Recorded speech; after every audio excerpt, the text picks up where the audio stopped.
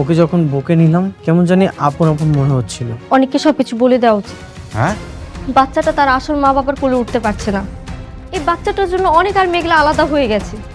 মনে করো তোমার আর মেঘলার যে সন্তান মারা গেছে, সে যদি সত্যি সত্যি মারা না যায়, যদি ভুলেও কখনো জানতে পারে ওর সন্তান আপনার কাছে, তাহলে ও কাউকে ছাড়বে না। তোরা তো ভিক্ষা করতে আসছিস, টাকা না দিলে এখান থেকে যাবি। কোনো কথা নেই, বের হন। আমরা বাটপার না, তুমি মাইয়াটা ভালো না। সেই কখন থেকে আমাদের লোকে খারাপ ব্যবহার করতেছো। কি বললি? আমার সাথে বেয়াদবি করলি? বের হ এখান থেকে, বের হ। আম্মা, আম্মা তুমি ঠিক আছো? আম্মা, ও মা তুই আইসোস? সেই কখন থেকে এই মাইয়াটা আমাদের লোকে খারাপ ব্যবহার করতেছে। এমনকি ফকির মনে করে আমাকে ভিক্ষাও দিচ্ছে। ম্যাম, বেয়াদব মেয়ে, তোমার এত বড় সাহস, তুমি আমার আব্বা আম্মার গায়ে হাত তুলো। ম্যাম আসলে কোথা থেকে ভিক্ষুক এসে? ফকির, তোর বাবা মা সমতুল্য, কিভাবে তুই হাত তুলস গায়ে? বাপ মা শিক্ষা দেয় না কিছু তোরে? সরি ম্যাডাম, ওদেরকে দেখে তো মনে হচ্ছে যেন কেমন লাগছিল, সেজন্যই আমি আসলে ম্যাম এমনটা করেছি। তোর আর চাকরি করতে হবে না, বেরো যা আমার অফিস থেকে, তুই বেরিয়ে যা। Ma'am ma'am ma'am sorry sorry ma'am, আমাকে চাকরি থেকে বের করবেন না, এইবারের মতো আমাকে মাফ করে দেন প্লিজ ম্যাম। আমার অফিসের রুলস হলো চাকরি করার জন্য ভালো ব্যবহার দরকার। আগে ভালো ব্যবহার শিখবি, তারপর চাকরি করতে আসবি। যা। সিকিউরিটি, সিকিউরিটি, ওনারা বাইর করে দেন। Ma'am ma'am ma'am ma'am last time এমন আর কখনোই হবে না প্লিজ ম্যাম। ম্যাম আমার কথাটা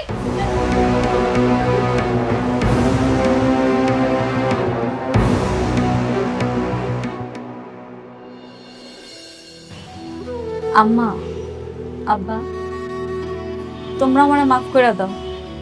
আমি না সত্যি বুঝতে পারি নাই আমার অফিসে আসার পরে এরকম একটা অবস্থা তোমার দেখা লাগবে। না রে মা, আমাকে তো চিনতে পারে নাই, মাপ তো আর কি আছে। হ্যাঁ, তারপরও সব দোষ আমারই। আচ্ছা ঠিক আছে, চলো আমরা কিছু ভাবুনি, আসো।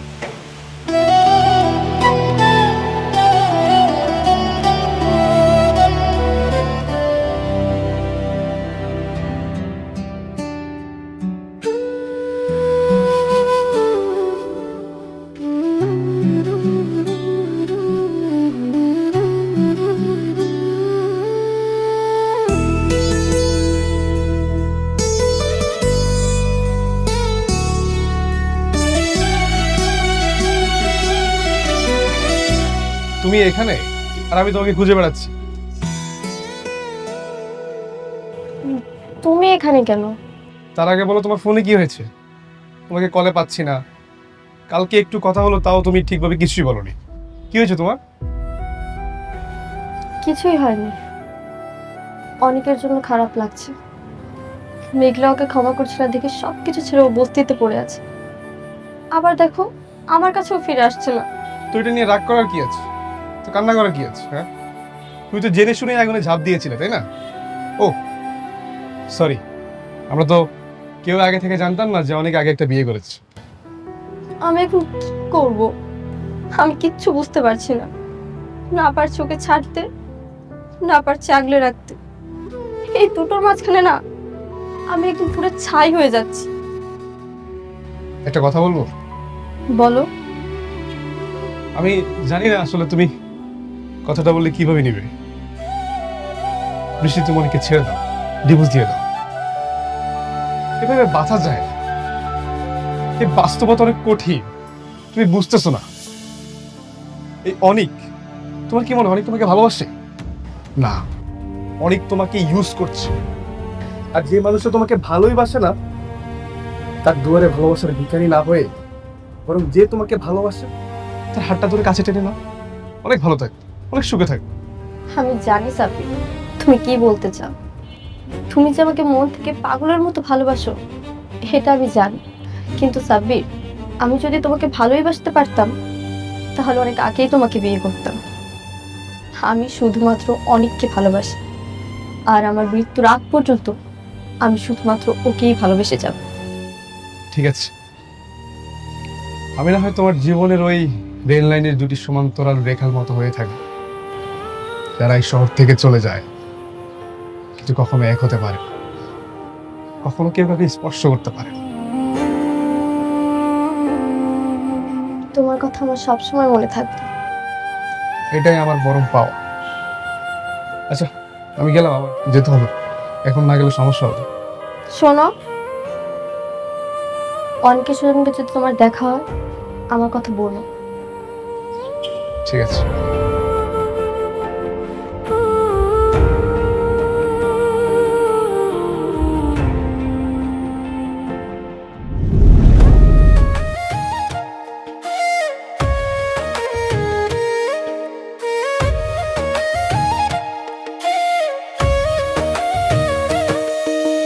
ভাগ্যবনে পাইলাম তোমায়, ভাগ্যে তো আর রইলা না। দুঃখে আমার বুক ভেসে যায়, সুখের দেখা হইল না। তবু আমি তোমার আশায় কাঁদি দিবারাত রোজ। সুখে থেকো, ভালো থেকো গরি, ঘরের রাজপুত্রে। সুখে থেকো, ভালো থেকো গরি, ঘরের রাজপুত্রে।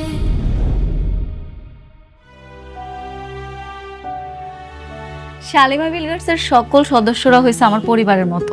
আর যেহেতু আজকে একটা পারিবারিক অনুষ্ঠান, আমার আব্বা আম্মার বিবাহ বার্ষিকী, তাই আপনাকে সবাইরে আমি ডাকাইছি।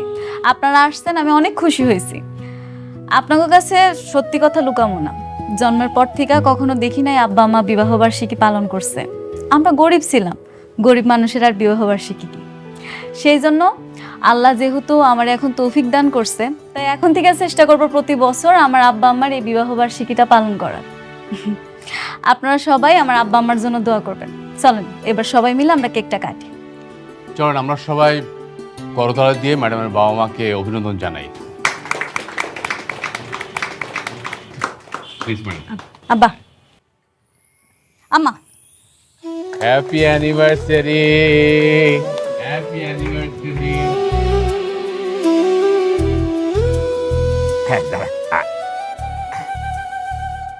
আরে অনিক সাহেব, আরে আসেন আসেন, আমাদের সাথে জয়েন করেন। আজকে আমার ম্যাডামের বাবা মার বিবাহ বার্ষিকী। Happy anniversary.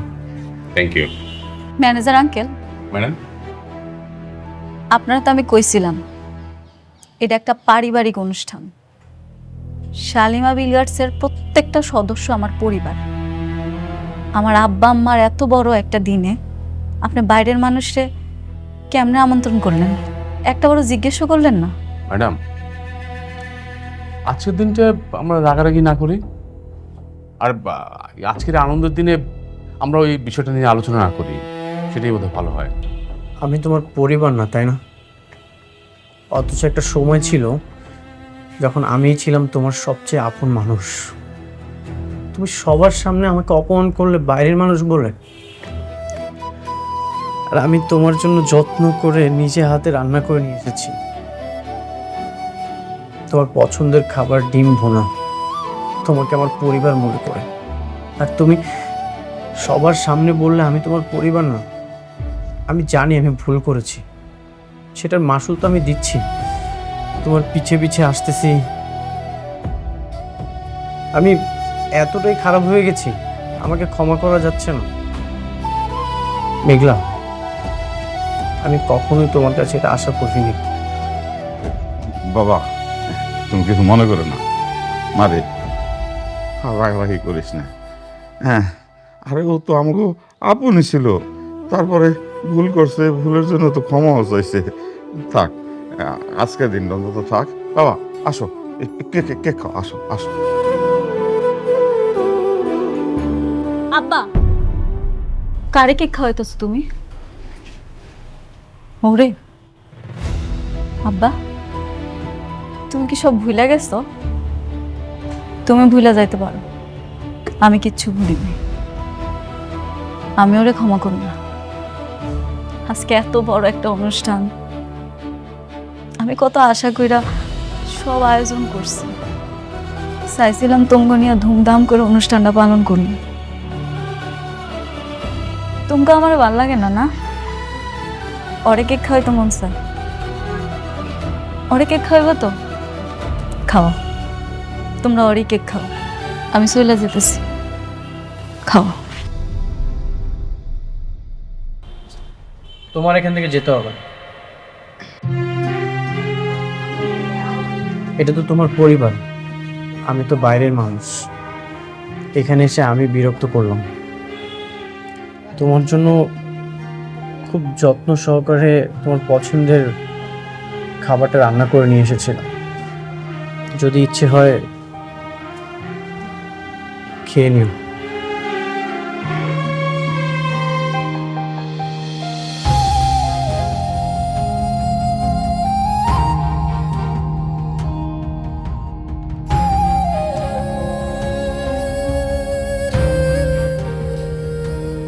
নীলা, আমাদের তো বিয়ের দিন একদম সামনে চলে আসছে, কিন্তু আমরা তো এখনো বিয়ের কোনো প্ল্যানিংই করলাম না।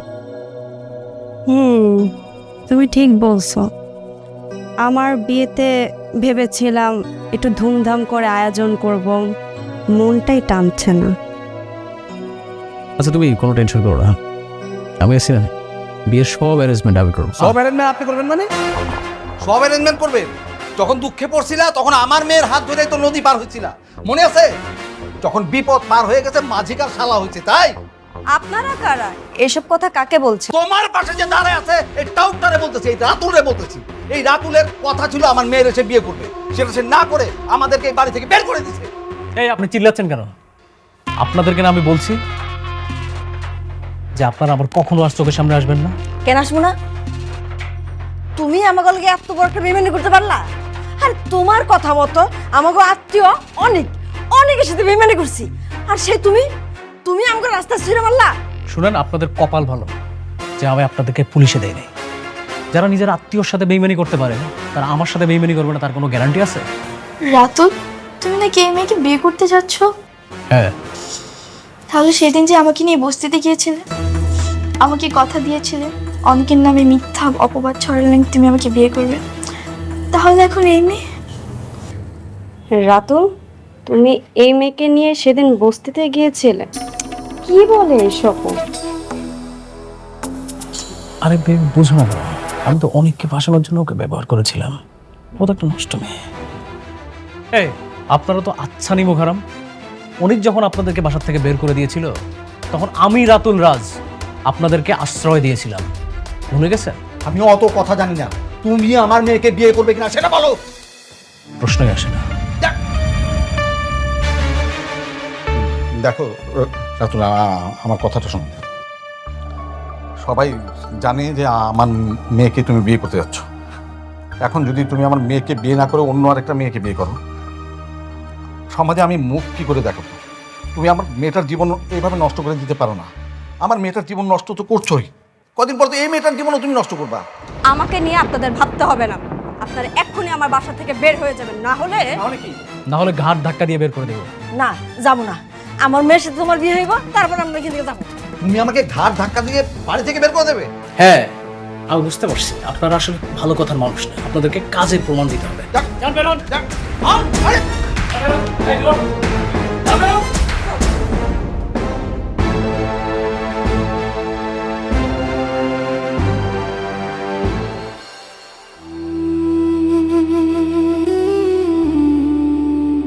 তুমি ওরে এই জায়গা থেকে যাইতে কও, নাহলে তুমি আমার মরা মুখটা পাবা।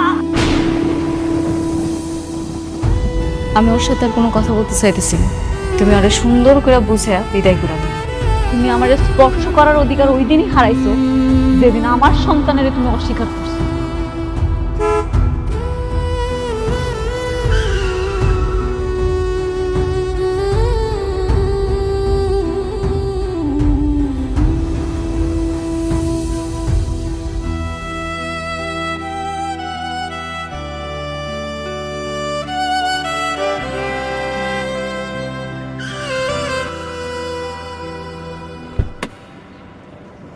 অনেক কি হয়েছে তোমার?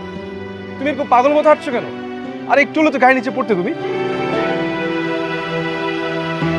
আমার না আসলে মারা যাওয়া উচিত। জীবনটা কেমন জানি, জীবন তো লাশ হয়ে গেছে।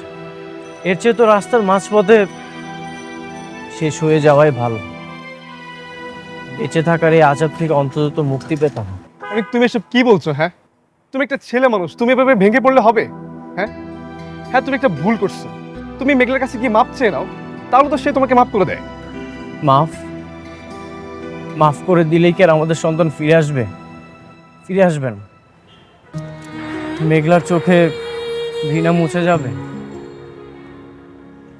মেঘলা এখন আর আমাকে মানুষ মনে করে না।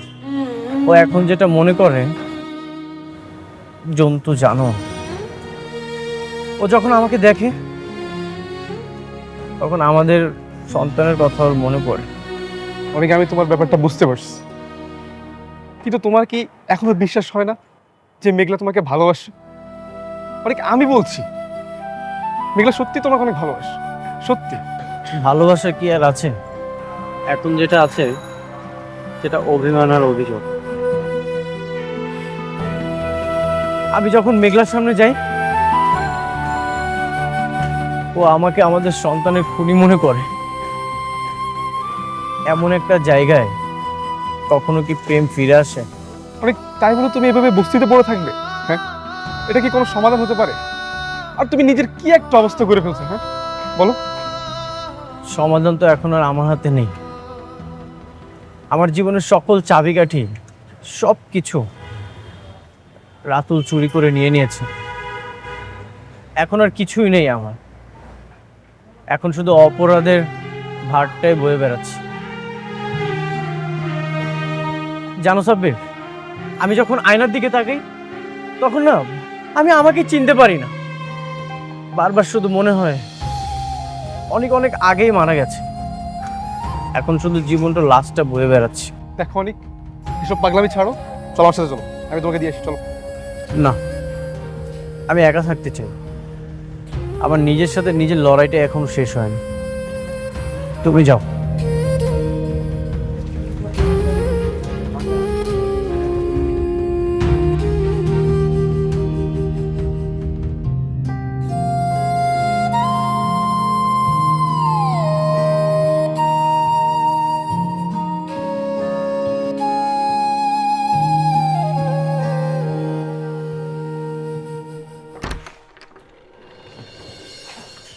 ম্যাডাম, উনি আসছেন।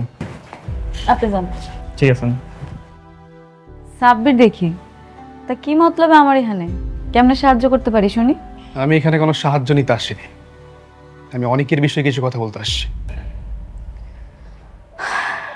আমি তোমার আগেই বলছি, আমি অনেকের ব্যাপারে কোনো কথা শুনতে চাই না। কেন শুনতে চান না? আপনার শুনতে হবে। সাব্বির, তুমি মনে হয় জানো না কিছু, নাকি নতুন করে আবার সবকিছু শুনতে চাও?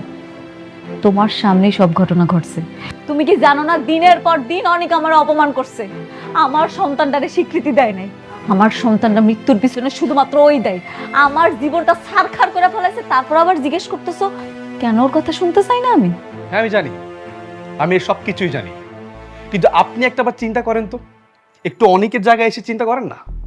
একটা ছেলে যখন ডাক্তারের কাছে গিয়ে ডিএনএ টেস্ট করে দেখবে তার স্ত্রীর যে সন্তান সেটা তার না, তখন তার মানসিক অবস্থাটা কেমন হতে পারে একটু চিন্তা করে দেখেন না।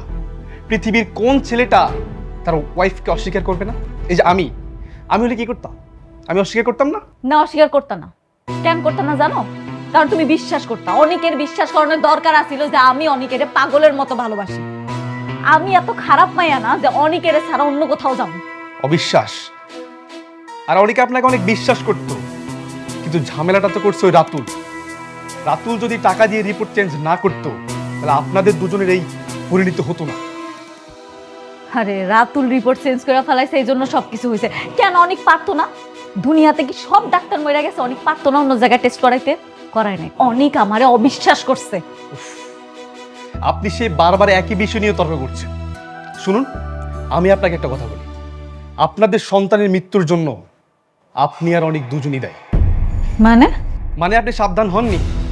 আপনার গর্ভের সন্তান ছিল, আপনার উচিত ছিল তখন আপনার এই বাড়িতে চলে আসা, কিন্তু আপনি আসেননি।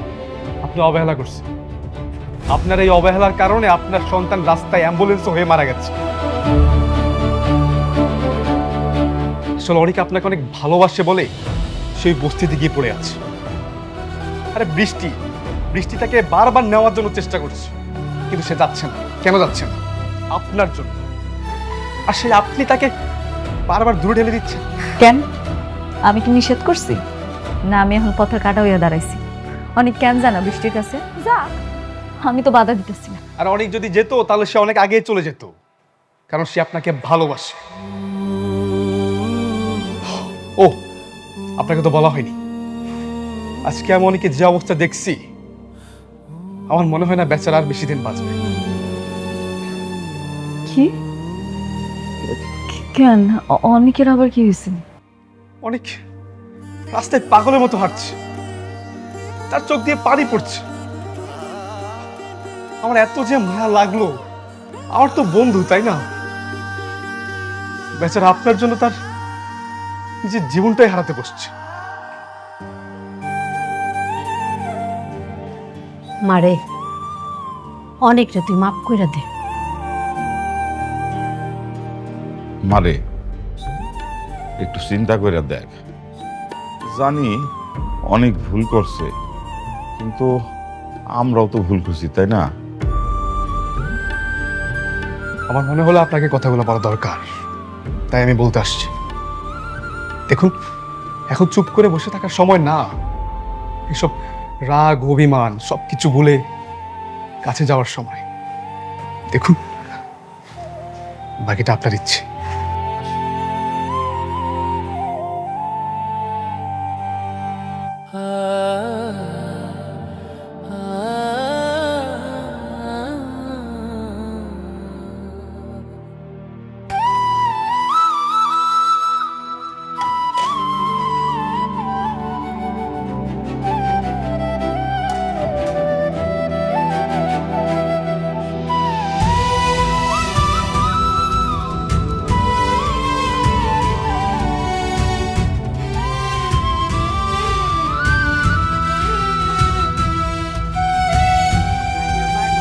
তুমি এখানে কেন আবার আসছো? তোমাকে কেন বলছি এই বস্তিতে আর কখনো আসবে না? কেন আসবো না? তুমি আমার হাজবেন্ড, তোমার উপর আমার অধিকার আছে। আমি এখানে বারবার আসবো। কেন বুঝতে পারছো না? আমার এই জীবনটা এখন অন্যরকম হয়ে গেছে। এই জীবনে আমি কোনোভাবেই তোমাকে জড়াতে চাই না। চাও না মানে? আমি কই যাব? আমি তোমাকে ছাড়া কোথাও যাব না। একটা কথা বলবো? বলো। তুমি আমাকে ডিভোর্স দিয়ে দাও।